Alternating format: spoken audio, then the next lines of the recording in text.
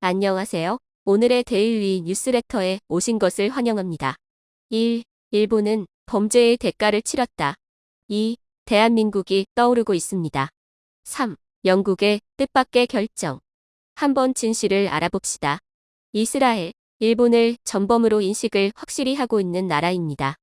홀로코스트를 기억하는 날에 일본이 참석하려고 2차 대전 희생자 코스프레 하다가 전범국이 어딜 하면서 팽 당했던 적이 있습니다.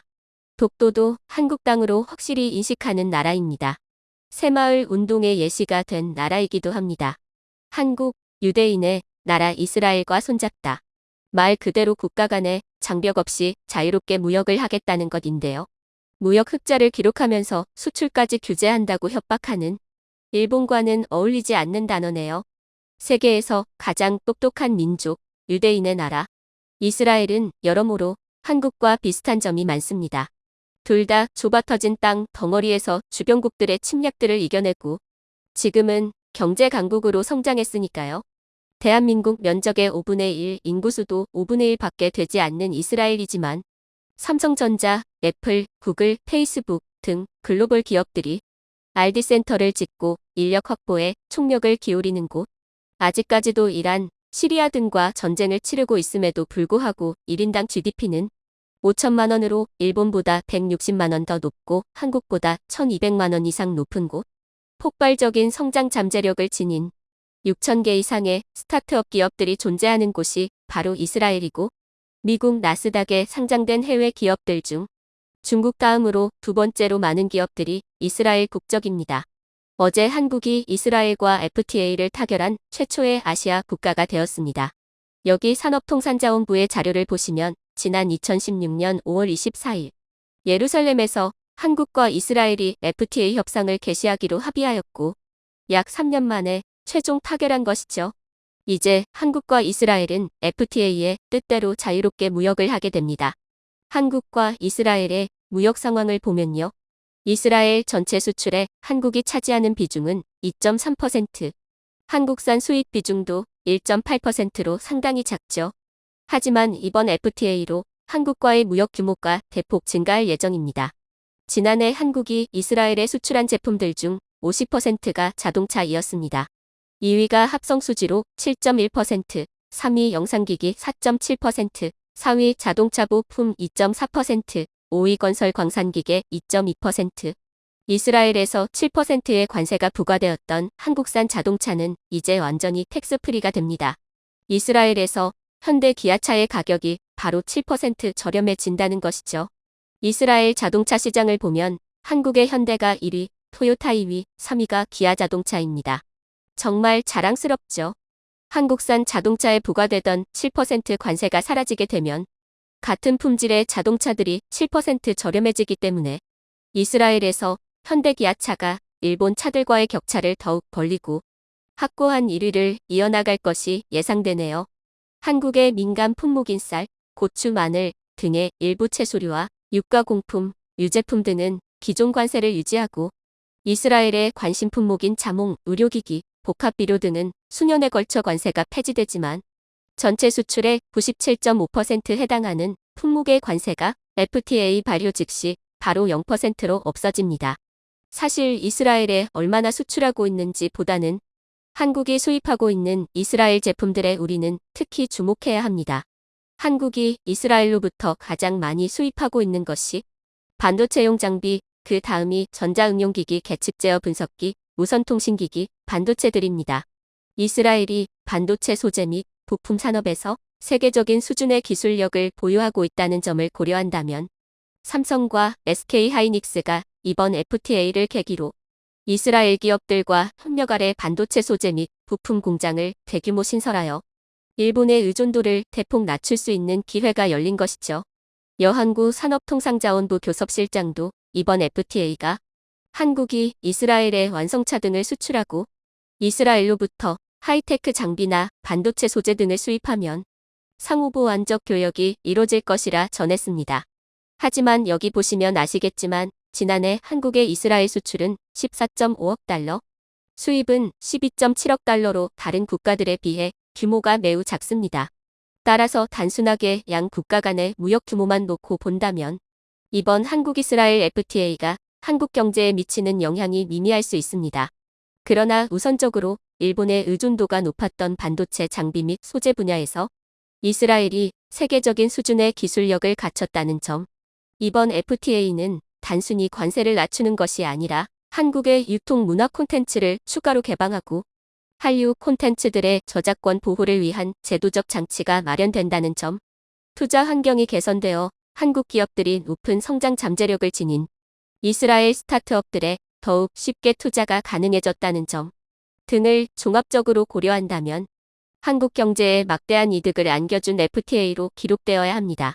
또한 FTA를 계기로 한국 생산 기술원이 이스라엘에 와 있지만 연구소와 소재, 부품, 장비 협력, 양해각서 MOU를 체결하였습니다. 이스라엘에 와 있지만 연구소는 세계 5대 기초과학연구소로 매년 100여 개의 신규 특허를 통한 지식재산권 사업으로 상상을 초월하는 돈을 벌어들이고 있습니다. 이 연구소가 지금까지 벌어들인 파생 매출만 32조 원에 달하고 로열티 명목으로 받는 금액만 1년에 1,000억 원이 넘는다고 합니다. 블룸버그가 올해 발표한 혁신 지수를 보면요. 한국이 지난해에 이어 또 전 세계 1위입니다. 이스라엘은 5위, 일본은 9위, 이스라엘은 지난해 10위였는데 무려 5단계나 오른 5위로 발전한 반면 일본은 6위에서 9위로 3단계 하락하였습니다. 점점 더 혁신적으로 발전하는 나라, 이스라엘과 추락하는 일본 중 이스라엘과 협력을 강화하는 것은 현명한 선택입니다. 세계에서 가장 혁신적인 국가 한국이 일본에 비해 유일하게 약한 기초과학 분야를 이스라엘과의 협력을 통해 따라잡을 수 있게 된 것이고 중장기적으로 한국 기업들이 일본산 소재들에 대한 의존도를 획기적으로 낮출 수 있는 발판을 마련하게 된 것입니다. 바로 이번 한국-이스라엘 FTA를 계기로 말이죠. 일본은 실수를 했다. 대한민국을 얼마나 만만하게 봤으면 반성하며 사과해도 모자랄 판의 경제 도발. 일본 정부가 한국에 대한 수출 규제를 완전히 철회하고 사과하지 않는다면 이제는 손해를 포함한 일본 기업들이 짓밟히는 정도가 아니라 먼지가 되어 날아가 버릴 수도 있는 상황 직전까지 왔습니다. 참 20년 전 나흘일 때만 해도 전자제품 하면 일본이었는데 이제는 삼성이 손해를 갖고 놀 정도라니 너무 놀랍네요. 삼성이 진짜 대단한 기업인 건 알고 있었는데 이번에 진짜 새삼 다시 느끼는 듯. 여기서 말하는 반도체는 바로 메모리 반도체의 핵심인 디램입니다. 디램은 여러분이 생각하는 거의 모든 전자기기에 필요한 필수 반도체입니다. 글로벌 디램 시장 규모가 이미 50조 원을 돌파하였는데요. 이 중에 삼성과 SK하이닉스가 얼마나 중요한 비중을 차지하고 있는지 봐볼게요. 보시는 것처럼 삼성과 SK하이닉스의 점유율을 더하면 72.6%입니다. 이 정도면 독점은 아니지만 삼성과 SK의 과점 알리가 펄리이라 할 수 있습니다. 즉, 삼성과 SK가 디램 반도체 시장을 컨트롤할 수 있는 지배적인 힘이 있다는 뜻이죠. 일본은 자신이 유리한 상황인지 불리한 상황인지도 모른 채 한국에 시비를 걸었습니다. 만약 삼성과 SK하이닉스가 일본에 디램 반도체를 주지 않으면 어떤 상황이 올까요? 한국의 핵심 수출 품목은 모두 아시다시피 반도체입니다. 여기 보시면 비중이 정말 상당하죠? 하지만 이 반도체들을 어느 국가에 파는지 보면요. 여기 중국 44%, 홍콩 21%, 싱가포르 10%, 베트남 8.3%. 아직까지 일본은 보이지 않습니다. 자, 다시 필리핀 2.4%, 미국 1.7%, 드디어 여기 일본이 있네요. 여기 있네요. 잘 보이지도 않는 수준인데. 일본은 1.5%, 너무 귀여운 수준이죠. 삼성과 SK하이닉스의 디램 점유율 다시 한번 보실까요? 삼성과 SK하이닉스의 합산 점유율이 72.6%.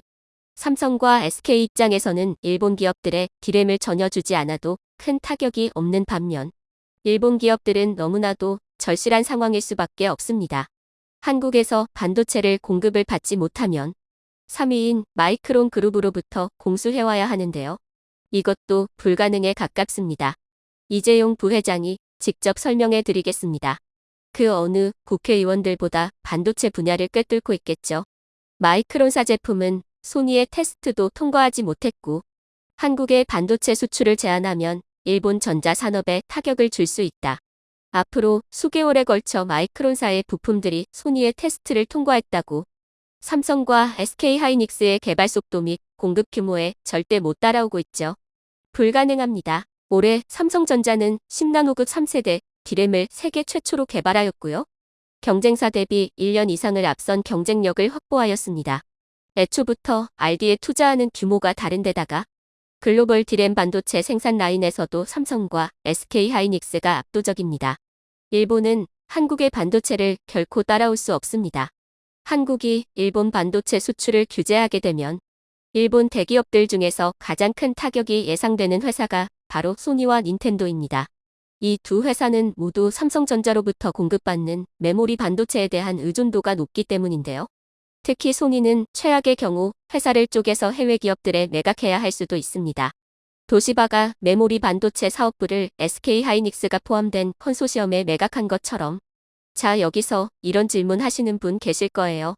소니의 생산 공장들이 해외에 있으니까 괜찮지 않나요? 라고 말이죠. 소니는 총 36개의 공장을 가지고 있는데요. 이 중 무려 20개가 일본에 있습니다. 나머지는 중국, 태국, 말레이시아, 한국 등에 있지만 36개 가운데 20개가 일본에 있습니다. 대부분 일본에서 생산하고 있다는 거죠. 자, 여기 소니의 실적 발표 자료가 있습니다. 가장 높은 영업이익을 기록하고 있는 사업이 이미지 센서인데요. 이 분야는 올해 초까지만 해도 70%가 넘는 엄청난 성장률을 기록하였습니다. 소니의 전자기기와 게임 등은 이미 성장이 멈추고 실적이 점점 떨어지고 있죠. 한 줄기 희망과도 같았던 소니의 이미지 센서 사업이 빠르게 성장할 수 있었던 것은 대부분의 중국 스마트폰 기업들이 소니의 이미지 센서를 사용했기 때문이죠. 그런데 얼마 전 애플과 1%도 차이가 나지 않는 세계 스마트폰 4위 샤오미와 그 뒤를 바짝 추격 중인 오포 모두 중국 기업들이죠. 이 둘이 삼성의 이미지 센서로 갈아탔습니다. 올해 5월 삼성전자는 소니보다 앞서서 6,400만 화소 이미지 센서를 공개한 데 이어 최근 1억 800만 화소 이미지 센서 아이소셀 브라이트 HMX를 공개하였습니다. 당연히 삼성으로 바꿔야죠. 특히 중국인들이 스마트폰을 선택할 때 카메라 성능이 가장 중요한 요소 중 하나입니다. 세계 2위이자 중국 1위 스마트폰 제조회사 화웨이도 곧 삼성전자로 갈아탈 수밖에 없겠죠? 삼성이 어떻게 소니의 이미지 센서 사업을 박살내줄지에 대해서는 제가 5일 전에 업로드한 이 영상을 참고하시면 좋을 것 같네요.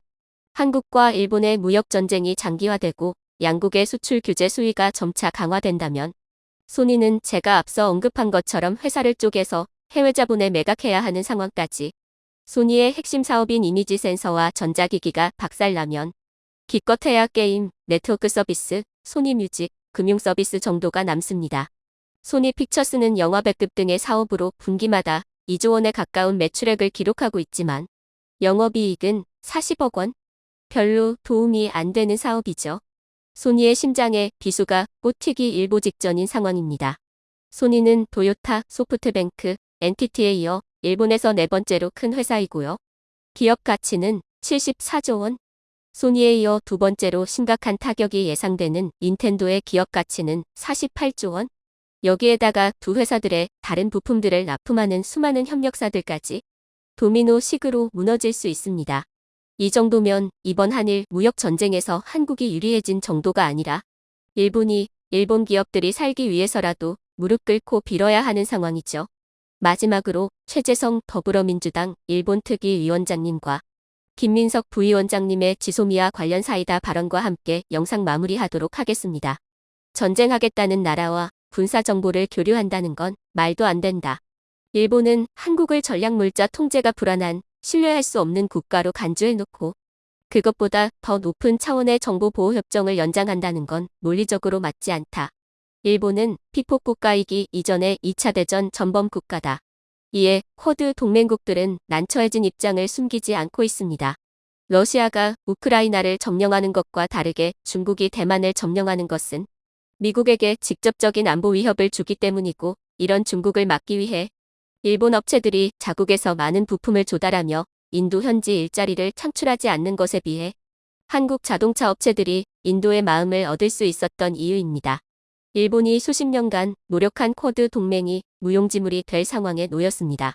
일본 경제가 와르르 무너질 수 있다고 판단한 것입니다. 나는 요즘 대한민국 국민이라는 게 자랑스럽다. 영국 때문에 야망이 무너져간 수많은 유럽의 역사 인물들을 생각하면 영국은 결코 얕볼 수 없는 국가입니다. 영국이 유럽연합 EU를 떠나야 하는데 아직까지도 뚜렷한 대책이 전혀 만들어지지 않은 상황이기 때문입니다. 영국이 유럽연합에서 탈퇴해야 하는지를 묻는 브렉시트 투표를 처음 실시한 것은 2016년이 아니라 1975년이죠. 정확하게 말하면 유럽연합은 1993년 만들어졌기 때문에 1975년에는 유럽 경제 공동체에 남아있을지에 대한 투표였는데 떠나지 말자는 의견이 영국 국민의 67%에 달하면서 잔류를 결정하였습니다. 그런데 2016년 브렉시트 투표에서는 전 세계인들의 예상을 뒤집는 결과가 나와버렸습니다. 당시 영국에서 투표를 할 수 있는 유권자 수는 4,650만 1,241명. 이 중에서 72.2%인 3,357만 7,342명이 투표에 참여하였습니다. 선거 전 국민투표 여론조사 결과를 보시면 아시겠지만 투표 전에는 유럽연합에 남아있자는 의견이 계속해서 높았던 것으로 조사되었는데요. 막상 브렉시트 투표 결과를 까놓고 보니 런던과 스코틀랜드, 노던 아일랜드를 제외하고 나머지 지역에서는 모두 유럽연합을 떠나자는 표가 훨씬 더 많았고 결국 영국은 브렉시트의 길을 걷게 되었습니다. 1985년 이후 영국의 화폐 파운드의 가치가 최대폭으로 하락하였다며 전 세계 금융시장이 패닉 상태에 빠졌다 우려를 전했습니다. 이 당시 글로벌 금융시장이 얼마나 심각했냐면 영국의 파운드 환율이 하루 만에 10% 가까이 폭락했습니다.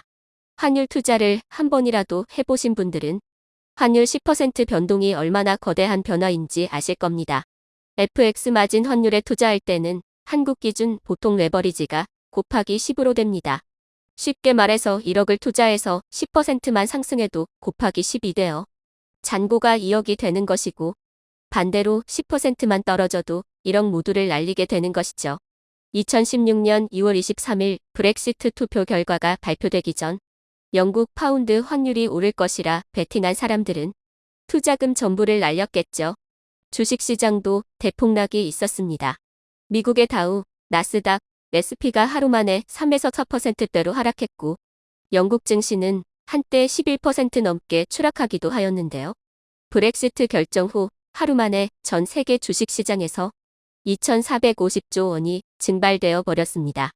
스코틀랜드는 영국이 브렉시트를 감행하면 영국에서 분리 독립하겠다며 충격적인 선언을 하였습니다. 브렉시트 투표에서 스코틀랜드 주민의 62%가 유럽연합에 남아야 한다고 투표할 만큼 압도적인 의견차를 보였는데요. 최근까지도 변함이 없어 영국이 브렉시트를 밀어붙이게 된다면 적지 않은 진통이 예상되고 있습니다. 그런데 영국의 대표일간지 가디언이 공개한 최근 오피늄 여론조사를 보시면 현재 영국 총리 보리스 존슨이 속해 있는 보수당 지지율이 47%까지 치솟아 제1야당과의 격차를 20% 가까이 벌려놓았는데요. 보수당은 하루라도 빨리 유럽연합에서 영국을 빼내고 싶어하는 집단이죠. 실제로 보리스 존슨은 선거 공약으로 크리스마스 전에 브렉시트를 다시 추진하겠다고 밝히며 내년 1월까지 브렉시트를 완수하겠다라는 구체적인 시간 계획까지 밝혔습니다. 즉, 이제 더 이상 브렉시트가 혹시라도 없던 이야기가 될 수 있을까? 하는 막연한 기대감도 사라지게 된 것이고 브렉시트는 사실상 확정되었습니다. 자, 여기서 한국과 일본의 운명이 갈리게 됩니다. 이것이 바로 앞을 내다보는 안목, 선견지명의 레벨 차이인데요. 일본은 유럽연합과만 FTA를 체결하고 영국에는 전 세계가 노딜 브렉시트 발생을 원치 않는다. 브렉시트로 일본 기업에 영향이 없게 해달라 등 불평과 불만만 늘어놓을 뿐 실질적인 대책을 세우지 못하였습니다.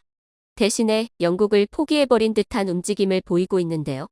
니혼 게이자이 신문의 보도에 따르면 혼다가 이미 영국 공장 폐쇄를 밝혔고 혼다 부품사 게이힌 유니프레스, 니치신 등도 영국 사업 폐쇄를 확정했고 나머지 4곳도 폐쇄를 검토 중인 것으로 알려졌습니다. 뿐만 아니라 일본의 대표적인 산업용 로봇 제조업체인 야스카와 전기도 영국 공장 투자를 상당 규모 줄이고 대신 유럽의 투자를 늘리기로 하는 등 대놓고 영국에서 탈출 작전을 감행하고 있습니다.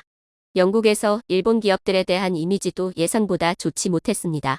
영국에 막 진출한 일본의 후지은행은 일본인 상사가 영국인 부하 직원을 성희롱한 사실이 퍼져 논란에 휩싸였고 결국 후지은행이 해당 영국인 여성에게 변호사 비용을 포함해 손해배상금으로 9억 원을 지급한 것으로 알려져 충격을 준 바 있습니다.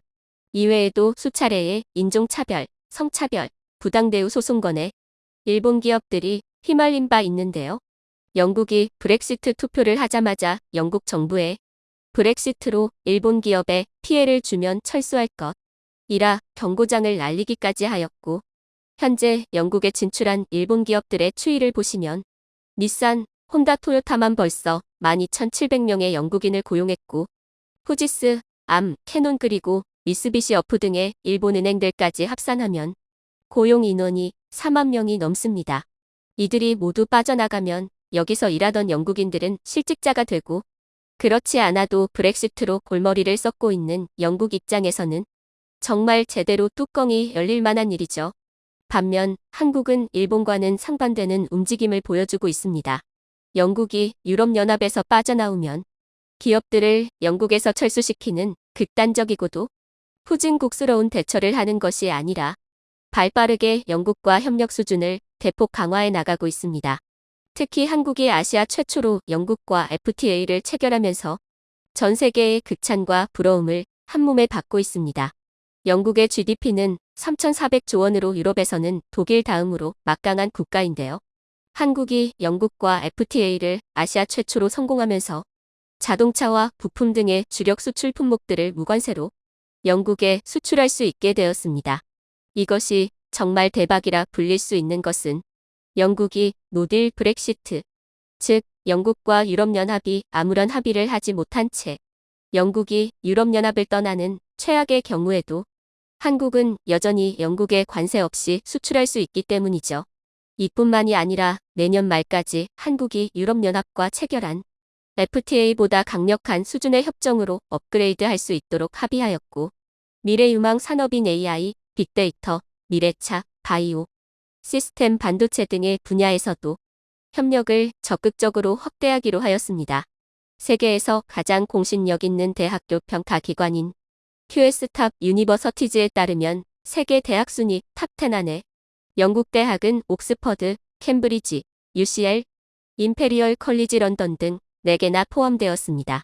또한 영국의 에너지 연구센터와 캠브리지 대학의 아이작, 뉴턴 수리과학 연구소, 카벤디시 연구소 등은 세계 최고 수준의 연구소로 전 세계적으로 막강한 영향력을 행사하고 있습니다.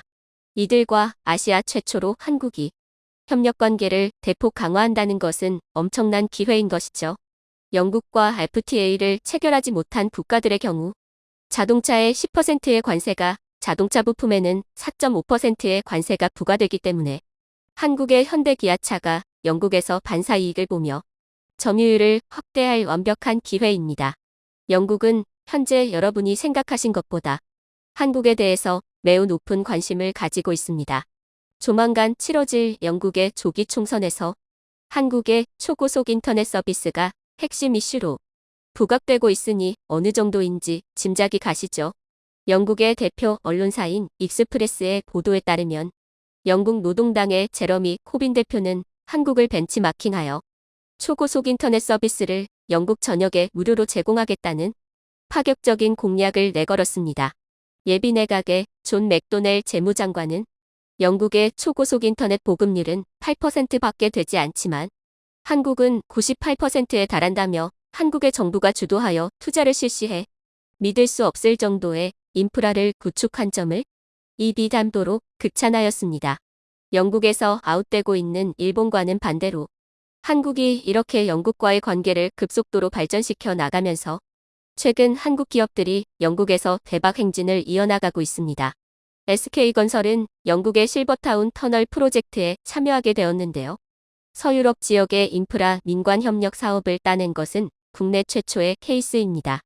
총 1조 5천억 원 규모의 사업으로 한국수출입은행, 한국무역보험공사, KDB 산업은행, KB 하나은행, 우리은행, 삼성생명도 이 사업에 참여하는 행운을 얻었습니다.